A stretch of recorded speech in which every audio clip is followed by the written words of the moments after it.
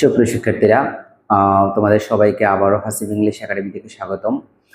আমি তোমাদেরকে আজকে যে টপিকটি পড়াবো সেই টপিকটি চেঞ্জিং সেন্টেন্সের একটি পার্ট। চেঞ্জিং সেন্টেন্সে যেমন অ্যাফার্মেটিভ টু নেগেটিভ আসে, তারপরে ভয়েস আসে, কিংবা ডিগ্রির পরিবর্তন আসে, তারপরে অ্যাসার্টিভ টু ইন্টারোগেটিভ, এই টপিকগুলো এই চেঞ্জিং সেন্টেন্সে আমাদেরকে করতে বলা হয়।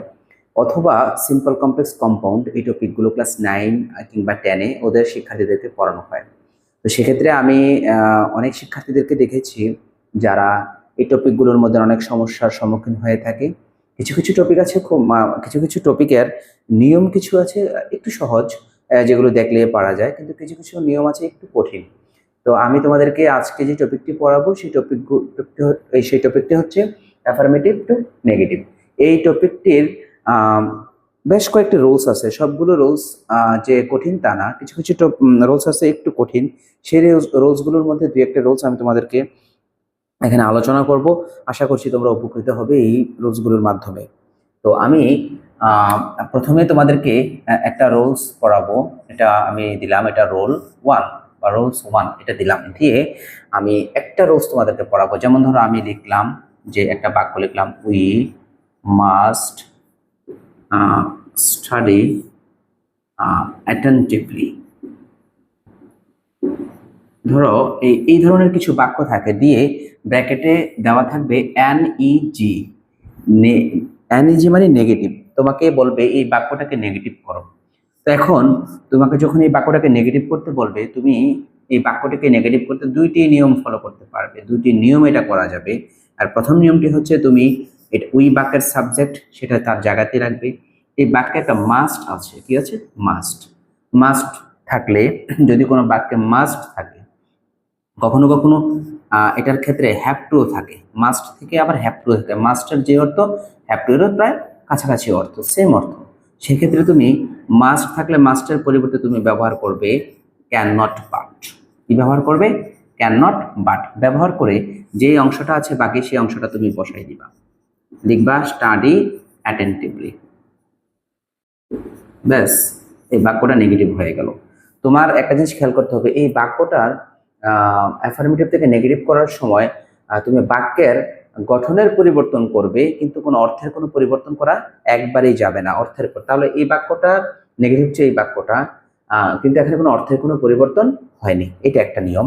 দ্বিতীয় নিয়ম, আরেকটা নিয়ম হচ্ছে, তুমি যদি চিন্তা করো যে উই এর জায়গাতে রাখবে, মাস্ট অথবা হ্যাভ টু এর পরিবর্তে তুমি ব্যবহার করবে ক্যান নট হেল্প। কি ব্যবহার করবে? Can not help. তুমি ক্যানট বাট ব্যবহার করেছো প্রথমে, এখন ক্যানট হেল্প। তখন আবার আরেকটা নতুন কাজ করতে হবে, সেটা হচ্ছে এই ভার্বটা আছে, সেই ভার্বের সাথে আইএনজি যোগ করতে হবে। তখন লিখতে হবে স্টাডিং অ্যাটেন্টিভলি। দেখো, যখন তুমি এই বাক্যটিকে যখন ক্যানট বাট না ব্যবহার করে ক্যানট হেল্প ব্যবহার করবে, সেক্ষেত্রে এই ভার্বের সাথে তুমি আইএনজি যোগ করতে হবে। কেন যোগ করতে হবে? এটা একটা রাইট ফর্ম অফ ভার্বসের একটা নিয়ম। যদি কোনো বাক্যে ক্যানট হেল্প থাকে, তাহলে এটার পরের ভার্বের সাথে অবশ্যই আইএনজি যোগ করতে হয়। তাহলে এটা একটা নিয়ম। 4-5টা বা 8-10টা, 4-5টা না, 6-7টা নিয়ম আছে। সেই 6-7টা নিয়মে তুমি অ্যাফার্মেটিভ থেকে নেগেটিভ করা যায়। সেক্ষেত্রে এটা একটা নিয়ম, যে যদি কোনো বাক্যে মাস্ট অথবা হ্যাভ টু থাকে, সেক্ষেত্রে এটাকে দুইটা নিয়মে নেগেটিভ করা যাবে। প্রথমত এটাকে ক্যানট বাট ব্যবহার করে, আর হচ্ছে ক্যানট হেল্প ব্যবহার করে। যখন তুমি ক্যানট বাট ব্যবহার করবে, তখন সেই ভার্বের কোনো পরিবর্তন করা লাগবে না। যদি তুমি ক্যানট বাট ব্যবহার না করে তুমি ক্যানট হেল্প ব্যবহার করো, তখন সেই ভার্বের সাথে একটা আইএনজি যোগ করতে হবে। এই নিয়মটা তুমি ফলো করলে সেক্ষেত্রে বাক্যটা হাবোধক থেকে না বোধক হয়ে যাবে। ফর এক্সাম্পল, তোমাকে যদি এই বাক্যটা দেয়, we can not but study attentively, এটা একটা নেগেটিভ বাক্য, তোমাকে বললো এটাকে অ্যাফার্মেটিভ করো, তখন তুমি এই ক্যানট বাটের পরিবর্তে কি ব্যবহার করবা? মাস্ট ব্যবহার করবা। আবার ক্যানট হেল্প আছে, সেক্ষেত্রে কি করবা? তুমি ক্যানট হেল্পের পরিবর্তে মাস্ট ব্যবহার করবা। তবে এই যে ভার্বটা থাকবে, সেই ভার্বের বেসিক ফর্মটা মানে প্রেজেন্ট ফর্মটা তুমি ব্যবহার করবা, আইএনজিটা বাদ দিয়ে দিবা। তাহলে নেগেটিভ থেকে অ্যাফার্মেটিভ করতে হলে ক্যানট হেল্পের পরিবর্তে মাস্ট, আর মেইন ভার্ব স্টাডিং এর পরিবর্তে স্টাডি। আবার যদি ক্যানট বাট থাকে, ক্যানট বাটের পরিবর্তে তুমি ব্যবহার করবে মাস্ট, আর বাকি আর কোনো কিছুর পরিবর্তন করা লাগবে না। এইটা একটা নিয়ম, তুমি এই নিয়মটাকে ফলো করে কি করতে পারবে? একটা বাক্যকে অ্যাফার্মেটিভ থেকে নেগেটিভ করতে পারবে। এটা একটা নিয়ম। এখন তোমাকে যদি স্যার আরেকটা নিয়ম পড়াই, ধরো সেটা হচ্ছে মূলত এরকম, খেয়াল করো তোমরা, আমরা অনেক সময় বাক্যে এরকম পাবো মেনি, আরেকটা হচ্ছে মাছ। মেনি অর্থ অনেক, মাছ অর্থ অনেক। আর এ ফিউ অর্থ অল্প, এ লিটল অর্থ অল্প। এই এ ফিউ অর্থ অল্প, এ লিটল অর্থ অল্প। মেনি অর্থ অনেক, মাছ অর্থ অনেক, কিন্তু এদের ব্যবহারের একটু পরিবর্তন আছে, বা ব্যবহারগুলা এক একটা এক এক জায়গায় ব্যবহার হবে। ফর এক্সাম্পল, তোমাকে যদি বলা হয় যে আই হ্যাভ মেনি অথবা মাচ ফ্রেন্ডস, তোমাকে যদি বলা হয় যে এই বাক্যটার মধ্যে তুমি কি মেনি ব্যবহার করবে না মাছ ব্যবহার করবে, তো তোমাকে খেয়াল করতে হবে এটার পরের যে অংশটা সেটা, এই নাউনটা বেসিক্যালি কাউন্টেবল নাউন। নাউন দুই প্রকার, কাউন্টেবল এবং আনকাউন্টেবল।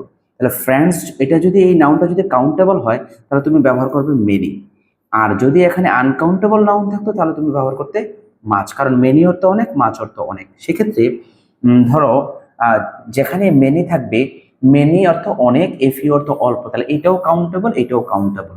এটা আনকাউন্টেবল, এ লিটল আনকাউন্টেবল। আমি তোমাদেরকে একটা উদাহরণের মাধ্যমে এটা ক্লিয়ার করতে চাই, তোমরা খেয়াল করো একটু ভালো করে। আমার মনে হয় তোমরা জিনিসটা একটা স্পষ্ট একটা ধারণা নেওয়া উচিত।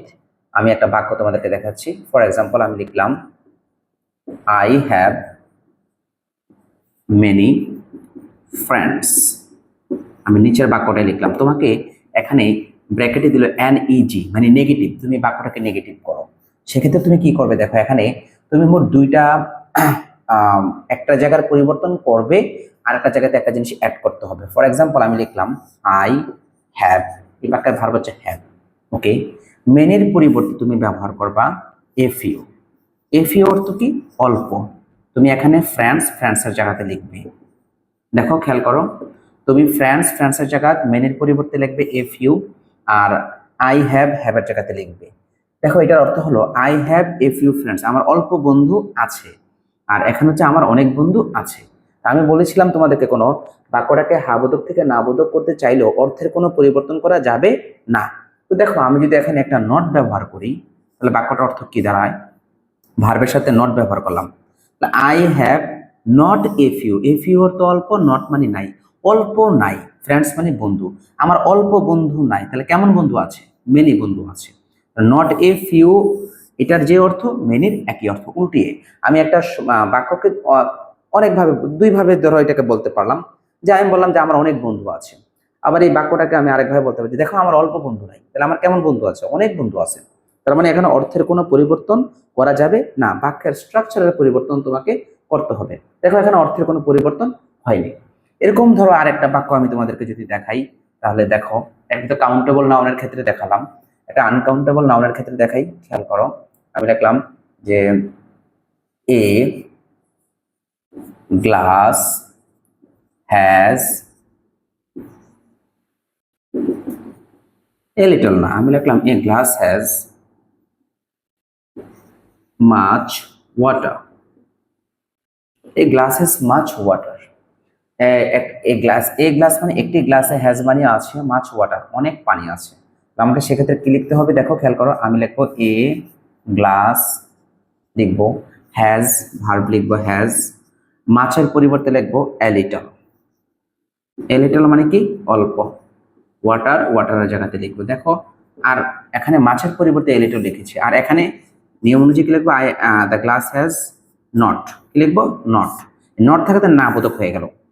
A glass has not a little. A little মানে অল্প, নট মানে নাই, অল্প নাই, ওয়াটার মানে পানি। তাহলে এই গ্লাসে অল্প পানি নাই, তাহলে কেমন পানি আছে? অনেক পানি আছে, তাহলে মাছ ওয়াটার। তাহলে এই বাক্যটা হাবোধক, এই বাক্যটা নাবোধক। এরকম আরো কিছু বাক্য আছে, যেমন ধরো আমি তোমাদেরকে আরেকটা বাক্য দেখাই, তাহলে তোমাদের আরেকটু ক্লিয়ার হবে। আমি লিখলাম যে শি হ্যাজ এ ফিউ বুক, অল্প।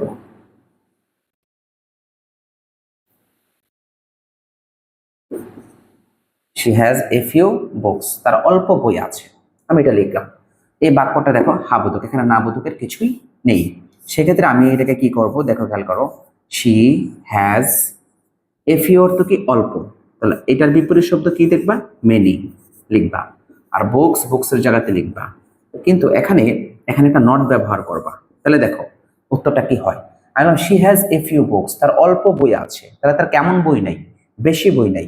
বেশি ইংরেজি কি মেনি, নট মানে কি নাই, বেশি নাই, তাহলে কেমন আছে, অল্প। তাহলে অর্থের কোনো পরিবর্তন আমি করলাম না, আমি শুধু বাক্যের স্ট্রাকচারের পরিবর্তন করলাম, বাক্যটা হাবোধক থেকে নাবোধক হয়ে গেল। এই এই নিয়মগুলো, এটা হচ্ছে দ্বিতীয় নিয়ম।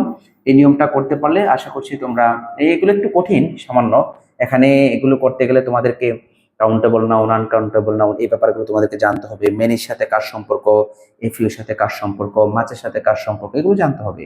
আর আরেকটা ব্যাপার হচ্ছে, আরেকটা নিয়ম আসে এরকম, সেটা হচ্ছে তোমার ডিগ্রি থেকে আসে। তো ডিগ্রি থেকে আসে কিরকম, আমি তোমাদেরকে একটা বাক্য দেখাই। লিখলাম যে he is the best player in our team. এভাবে আসে, he is the best player in our team, সে হচ্ছে আমাদের টিমের সবচেয়ে ভালো খেলোয়াড়। তো এটা হচ্ছে একটা হাবোধক বাক্য। তোমাকে বলবে এটাকে নাবোধক করতে। নাবোধক করতে চাইলে একজন ব্যক্তিকে ডিগ্রি জানতে হবে। ডিগ্রি, ডিগ্রি হচ্ছে 3 প্রকার। একটা নাম হচ্ছে পজিটিভ, ডিগ্রি চেঞ্জ জানতে হবে, পজিটিভ। সেকেন্ড হচ্ছে কম্পারেটিভ, আর থার্ড হচ্ছে সুপারলেটিভ। ডিগ্রি তাহলে কয় প্রকার, 3 প্রকার। ডিগ্রির ক্ষেত্রে বর্তমানে এই বাক্যটা হচ্ছে সুপারলেটিভে আছে, কারণ তাকে সবার সাথে আমি তুলনা করেছি, যে একটা টিমে যতজন আছে সবার থেকে সবার সাথে তাকে তুলনা করেছি, সেক্ষেত্রে এটা একটা সুপারলেটিভ ডিগ্রিতে আছে। তুমি যদি এই বাক্যটাকে হাবোধক থেকে নাবোধক করতে চাও, সেই বাক্যটাকে ডিগ্রির ক্ষেত্রে সুপারলেটিভ থেকে এটাকে পজিটিভে নিয়ে যেতে হবে, মানে এই বাক্যটাকে পজিটিভ বানাতে হবে। তাহলে এই বাক্যটাকে পজিটিভ বানানোর নিয়ম হচ্ছে, প্রথমে তুমি যে কাজটা করবে, এই বাক্যের সাবজেক্ট হচ্ছে হি, ভার্ব হচ্ছে ইজ, এই যে বেস্টের এই জায়গাটা হচ্ছে বেস্ট, বেস্টের এই জায়গাটা হচ্ছে, এই জায়গাটা হচ্ছে অ্যাডজেক্টিভ। আর এটা ধরো বাক্যের অতিরিক্ত একটা অংশ, বা এটা ধরে নিলাম এটা অবজেক্ট।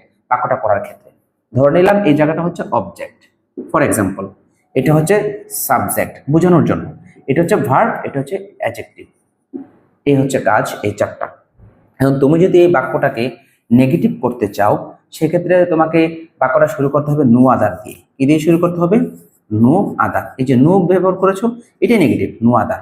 হি সবার শেষে চলে যাবে, সাবজেক্ট সবার শেষে চলে যাবে। আর এই যে অ্যাডজেক্টিভ, খেয়াল করবে এই অ্যাডজেক্টিভের পরে যত বড় অংশই থাকবে সেটা চলে আসবে নো আদারের পরে। তাহলে লিখবা প্লেয়ার ইন আওয়ার ক্লাস, গেল। তাহলে তুমি হিয়ার কাজ করলে, তুমি প্লেয়ার এইটার কাজ করলে, তাহলে এই বাক্যটাতে বাকি আছে ইজ, বাকি আছে বেস্ট। তাহলে এখন যদি একটা বাক্য তৈরি করতে চাও তো ভার্ব লাগবে, তাহলে লেখো ইজ, লিখলাম। এখন বাকি আছে শুধু দা বেস্ট, এই অংশটা বাকি আছে, দা বেস্ট। এটাকে বলা হয় অ্যাডজেক্টিভ, এই অংশটার নাম হচ্ছে অ্যাডজেক্টিভ। তাহলে আমরা যখন পড়বো, ডিগ্রি পড়ার সময় এভাবে পড়ি আমরা, গুড, বেটার অ্যান্ড বেস্ট। তাহলে ডিগ্রির ক্ষেত্রে সুপারলেটিভ ডিগ্রির পূর্বে দা বসে আর্টিকেল, এটা একটা আর্টিকেলের নিয়ম। এটাকে তখন আমরা পজিটিভ বানাবো, তখন গুড, তখন তো আর ডাটা ব্যবহার করা যাবে না, তখন আমরা এখানে লিখবো, কি লিখবো, গুড। লিখে এটার আগে একটা অ্যাজ ব্যবহার করব, পরে একটা অ্যাজ ব্যবহার করব, তাহলে এই বাক্যটা হাবোধক থেকে নাবোধক হয়ে যাবে। এটা হাবোধক বাক্য, এটা কি বোধক বাক্য, নাবোধক বাক্য। দেখো কি কি পরিবর্তন আমি করেছি, এই বাক্যটাকে আমি 4টা ভাগে ভাগ করেছি। এটা সাবজেক্ট, এটা ভার্ব, এটা অ্যাডজেক্টিভ, আর এটা ধরলাম অবজেক্ট বা অতিরিক্ত একটা অংশ, এক্সট্রা একটা অংশ। সেক্ষেত্রে এই বাক্যটাকে যদি আমি নাবোধক করতে চাই, তাহলে এটা মূলত আমাকে ডিগ্রির পজিটিভে নিয়ে যেতে হবে। এই বাক্যটাকে ডিগ্রির ক্ষেত্রে পজিটিভ করার নিয়ম হচ্ছে দা, নো আদার দিয়ে শুরু করতে হবে। তাই প্রথমে লিখবো নো আদার, আর প্লেয়ার ইন দা টিম এটা চলে আসবে নো আদারের পরে, আর হি চলে যাবে সবার শেষে, চলে গেল। তারপরে ব্যবহার করতে হবে নিয়ম যে বাক্যের ভার্বটা ব্যবহার করলাম, বাকি আছে শুধু অ্যাডজেক্টিভ। এই অ্যাডজেক্টিভের পরিবর্তে আমি দেখো অ্যাডজেক্টিভটাকে আমি এই সুপারলেটিভ থেকে কি বানিয়েছি, পজিটিভ বানিয়েছি। সেক্ষেত্রে এখানে গুড ব্যবহার করেছি, এটার আগে একটা এস পরে একটা এস ব্যবহার করেছি, তাহলে বাক্যটা হাবোধক থেকে নাবোধক হয়ে গেল। এই হচ্ছে মোট 3টা নিয়ম আমি তোমাদেরকে আহ না এটা কত নাম্বার নিয়ম দেখালাম, এটা হচ্ছে হ্যাঁ 3 নাম্বার, এটা রোল 1 না, এটা বেসিক্যালি রোল 3। রোল 1 দেখাইছি একটা, মাঝখানে রোল 2 আমি পরিবর্তন করতে পারি নাই, এটা মাঝখানে ছিল রোল 2 মেনি এবং মাছেরটা, এটা হচ্ছে রোল 3, 3 নাম্বার নিয়ম। তো এই নিয়মগুলো বেসিক্যালি একটু কঠিন, এই কিসের ক্ষেত্রে, অ্যাফার্মেটিভ থেকে নেগেটিভ করার ক্ষেত্রে। অনেকে ডিগ্রির চেঞ্জ জানে না, কারণ ডিগ্রি করতে হলে তো এই যে গুড বেটার বেস্ট এগুলো জানতে হবে, ঠিক আছে, এগুলো জানতে হবে, তারপরে কিভাবে একটা সুপারলেটিভ ডিগ্রিকে পজিটিভে নিয়ে যেতে হয় সেটা জানতে হবে। তো আরো কিছু নিয়ম আছে কঠিন, সেই নিয়মগুলো তোমাদেরকে আমি অন্য একটা ক্লাসে অবশ্যই দেখাবো। তো আজকে আমি তোমাদেরকে 3টা নিয়মে দেখাইলাম অ্যাফার্মেটিভ থেকে নেগেটিভের। আশা করছি তোমরা এই আমার এই ক্লাস থেকে উপকৃত হবে। আমি আরো অনেকগুলো ক্লাস এই অ্যাফার্মেটিভ থেকে নেগেটিভের উপর করব, এবং তোমরা আমার জন্য দোয়া করবে। আর আরো কিছু কথা তোমাদেরকে বলি, যেহেতু আমার এখন ক্লাসটা মূলত শেষে কিছু কথা বলি, সেটা হচ্ছে আমি আমার একটা কোচিং সেন্টার আছে, নাম হচ্ছে হাসিব ইংলিশ একাডেমি। সেটার ঠিকানাটা হচ্ছে, এটা হচ্ছে ঠিক কুমিল্লা শহরের ঝাউতলাতে পিজা বার্গ। তোমরা যারা পিজা বার্গে খেতে আসো, এই পিজা বার্গের ঠিক অপোজিটে যেই গলিটা ঢুকেছে, ঢোকার পরে প্রথম বিল্ডিংটার নাম হচ্ছে শ্যাভরন, এটার পরের যে বিল্ডিংটা সেটার মধ্যে মেমোরিয়াল একটা স্কুল আছে, এটার দোতলাতে আমার বাসা প্লাস কোচিং সেন্টার দুইটাই এখানে। এখানে আমি শিক্ষার্থীদেরকে ইংরেজি গ্রামারটা একটু সহজ করে পড়ানোর চেষ্টা করি। আর আমি মূলত একজন শিক্ষক হিসেবে কর্মরত আছি একটা স্কুলে, গত 7 বছর ধরে চাকরি করছি ইংলিশ টিচার হিসেবে। আমি আমার গ্রাজুয়েশন এবং পোস্ট গ্রাজুয়েশন দুইটাই কমপ্লিট করেছি কুমিল্লা বিশ্ববিদ্যালয়ের ইংলিশ ডিপার্টমেন্ট থেকে। করার পরে শিক্ষকতা জীবন শুরু করি, আজকে 7 বছর ধরে চাকরি করছি, এবং আমি শিক্ষার্থীদের বিভিন্ন সমস্যাগুলোকে খুব দক্ষতার সাথে সমাধান করার চেষ্টা করি। আর এখানে কিছু কিছু শিক্ষার্থীকে আমি টার্গেট নিয়ে পড়াই, যেমন তাকে আমি 3 মাস বা 4 মাসের মধ্যে গ্রামারটা কমপ্লিট করে দেবো। ক্লাস 9-10 স্টুডেন্ট হলে বেশি সুবিধা হয়। বেসিক ধরে বেসিকগুলো সমস্যাগুলো সমাধান করে দিই। রিসেন্টলি আমি যে বেচগুলো এখানে পরিচালনা করছি, এখানে ছোট বাচ্চাও আছে, তবে হোপফুলি সামনের বছর হয়তো আম, ছোট বাচ্চাগুলোকে পড়াবো না, বড় শিক্ষার্থীদেরকে পড়াবো চিন্তা ভাবনা করছি। আর আমি সফলতার সাথে আমি বলবো আমি সফলতার সাথে কাজগুলো করছি, বাকিটা তো আমার শিক্ষার্থীরাই বলতে পারবে। তো তোমাদের যদি আমার এখান থেকে কোনো সহযোগিতার প্রয়োজন হয়, তোমরা কমেন্ট বক্সে আমাকে জানাবে, ওখানে আমার ফোন নাম্বারটা দিয়ে দেবো। আর তোমাদের যদি আরো কোনো ভালো জ্ঞান ইংরেজি গ্রামারের প্রয়োজন হয়, কিংবা মেন বই, যেমন ক্লাস 9-10-এ যারা আছো, তারা যদি মেন বই সম্পর্কে কোনো তথ্য জানতে চাও, তাহলে আমার এই কোচিং সেন্টারে তুমি আসলে আমি তোমাকে অবশ্যই সমস্যাগুলো সমাধান করে দেব। ধন্যবাদ তোমাদের সবাইকে। আর আমার একটা পেজ রয়েছে ফেসবুকে, হাসিব ইংলিশ একাডেমি নামে। এখানে আমি বিভিন্ন ধরনের ক্লাস এখানে আপলোড করে থাকি। তোমরা কাইন্ডলি ফলো দিয়ে আমার এই পেজটিকে আপগ্রেড করার একটু চেষ্টা করবে, এবং আমাকে আর ভিন্ন নতুন নতুন ভিডিও দেওয়ার জন্য আমাকে ইন্সপায়ার করবে। আশা করছি এই ভিডিওগুলো তোমাদের খুব কাজে লাগবে। ধন্যবাদ তোমাদের সবাইকে। আমি তোমাদের হাসিব স্যার, আমি তোমাদেরকে ইংরেজি পড়াবো ইনশাআল্লাহ। আশা করছি অনেক সুন্দর করে তোমাদেরকে পড়াবো। ধন্যবাদ তোমাদের সবাইকে।